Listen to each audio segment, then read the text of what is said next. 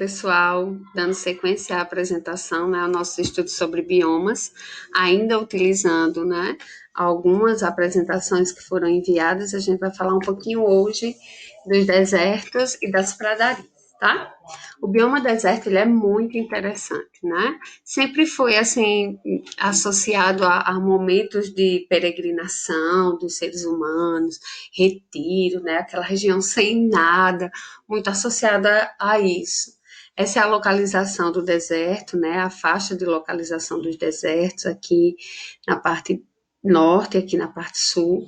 A gente tem desertos espalhados longitudinalmente, né, pelo planeta inteiro. A gente tem deserto na Austrália, o deserto Saara, o deserto de Gobi, o Kalahari, lá na Patagônia, lá na América do Sul. Aqui na parte norte dos Estados Unidos também tem uma região de deserto.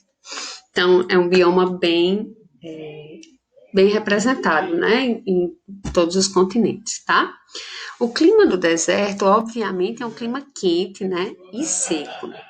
Essa questão da falta de umidade no ar, ela é muito interessante, porque ela contribui para várias situações relacionadas a esse clima, né? O solo bem arenoso, não absorve bem o calor, porque não tem água para reter o calor. Então, aqui no deserto é muito comum que as temperaturas tenham oscilações bem grandiosas. Então, por exemplo, de dia, muito quente, né? Não tem umidade no ar, o solo muito seco, os raios solares incidem bem, armazenam uma grande quantidade de calor. E em troca disso, à noite extremamente frio, porque como o solo não consegue armazenar calor, não existe vapor de água, né, na atmosfera para armazenar calor, acaba esfriando bastante, né? Você consegue, inclusive, perceber no deserto uma variação climática de 30 graus entre o que estava de dia e o que estava de noite. Então, assim, é uma variação muito intensa, né? Ó, à noite o calor se dissipa rapidamente e quando anoitece por causa da ausência ou escassez de nuvens, e aí isso impede que o calor seja retido e mantenha o ambiente aquecido, tá?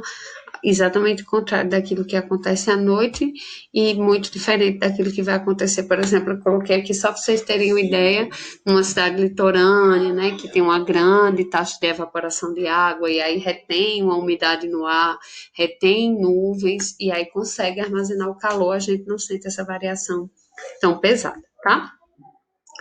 Lembrando, só um aspas, né, essa questão dos desertos quentes e frios, porque sempre que a gente pensa em deserto, a gente pensa nessa região seca, muito quente, areia, né, camelos, mas existem desertos gelados também, né, como os desertos polares, que são cobertos de gelo, tá?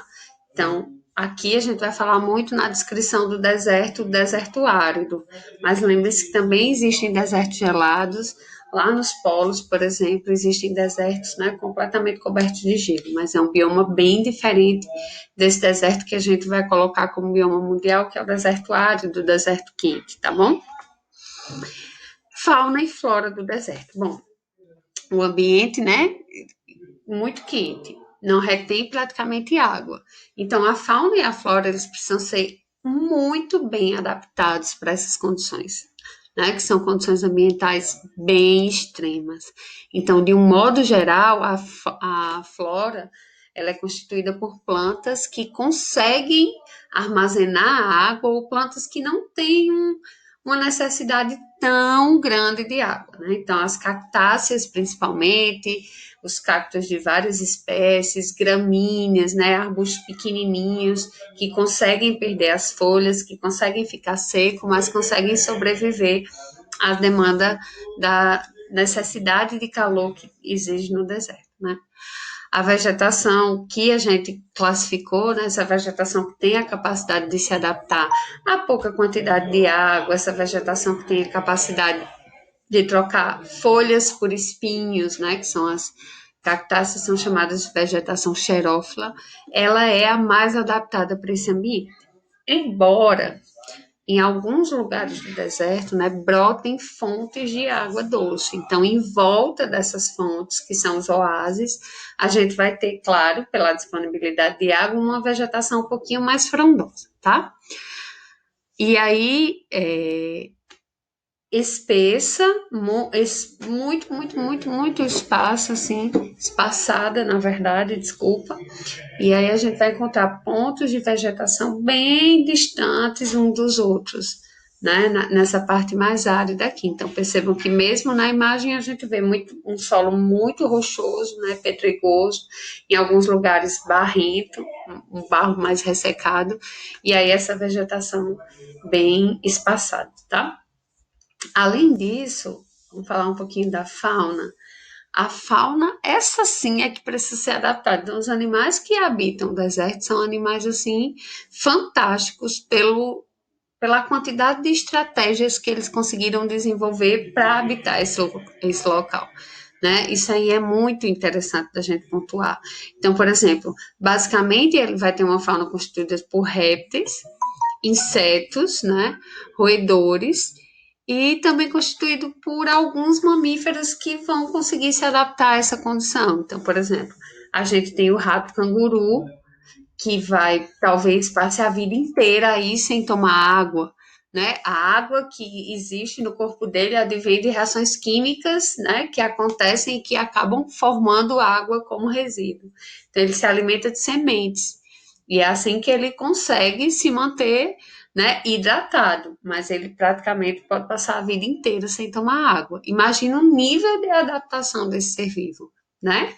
É um nível de adaptação muito alto, se passar a vida inteira sem tomar água. Os camelos conseguem perder até 40% da sua reserva de água, né, corporal, enquanto outros animais perdem de 10 a 20% sem sofrer uma desidratação grave. Essa, né, é uma boa adaptação. Os répteis que se escondem de dia e aí saem mais à noite quando, né, o clima está mais frio, como as cobras, os lagartos, né? Como eles são animais de sangue frio, então esse calor também ajuda a dar mais energia para eles, né? Eles conseguem se esquentar mais rápido.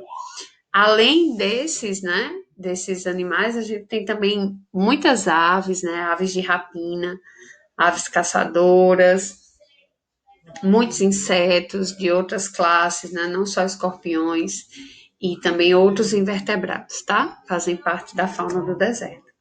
Essa daqui é uma formação interessante, que é aquela formação que eu já tinha falado antes do oásis, né? O oásis é esse broto, né? Esse pedaço de água doce que brota aí do solo e que em volta começa a aparecer essa vegetação um pouco mais frondosa, né? E ele vai se delimitar aí nesse ambiente. Então é muito comum que se tenha várias montanhas de areia e no meio dessas montanhas se acham oásis.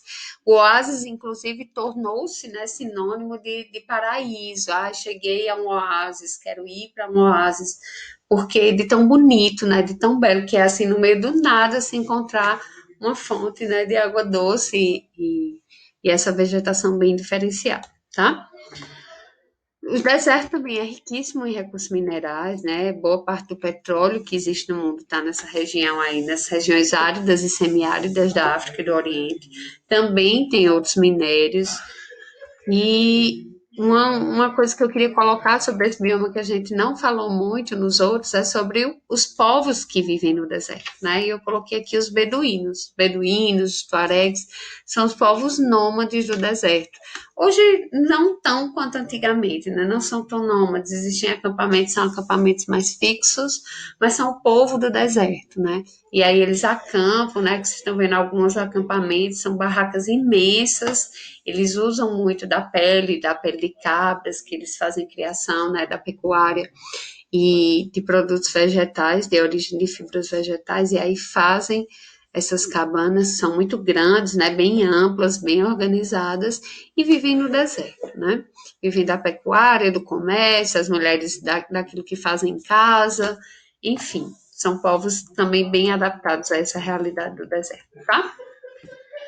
É, agora, a gente fecha o deserto e vem para pradarias, né? Pradarias é um dos tipos de biomas de campos, né? São campos bem abertos, olha que planície linda, e se localizam aqui, né, em regiões temperadas, né? Principalmente na parte norte do globo, mas tem aqui também na Austrália, aqui no Brasil a gente tem lá no sul, né, algumas formações desse bioma.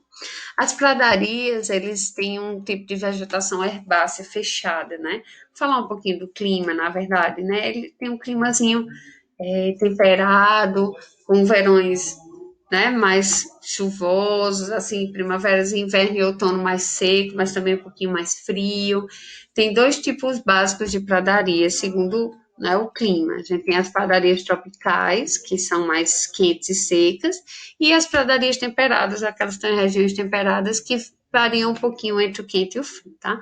Por conta desse clima, né, desse clima que é, no caso, em algumas mais quente, mais frio, em outras mesclando entre quente e frio.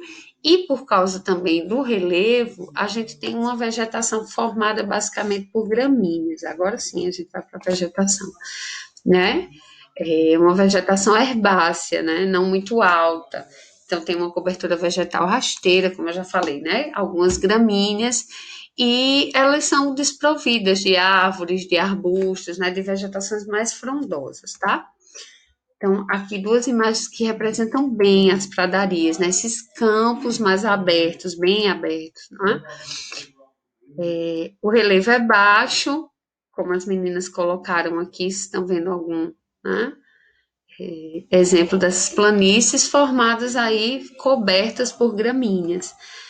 Os animais presentes aqui são animais que também geralmente vivem em bando, né? Porque como são campos muito abertos, eles estão muito sujeitos à ação de predadores. Então, alguns animais aqui andam muito em bando.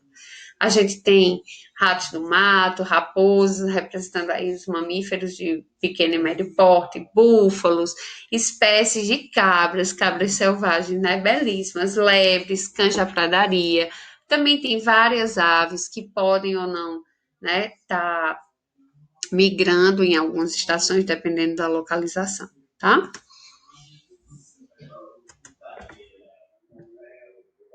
Pronto. Então a gente finaliza aqui. Na verdade, pessoal, eu queria muito que vocês avaliassem, né, como as pradarias e os campos e as estepes praticamente são o mesmo bioma. Então, no próximo momento, a gente vai discutir isso lá no assíncrono e vai utilizar o módulo, tá? Então, estejam preparados. Um cheiro e até daqui a pouco.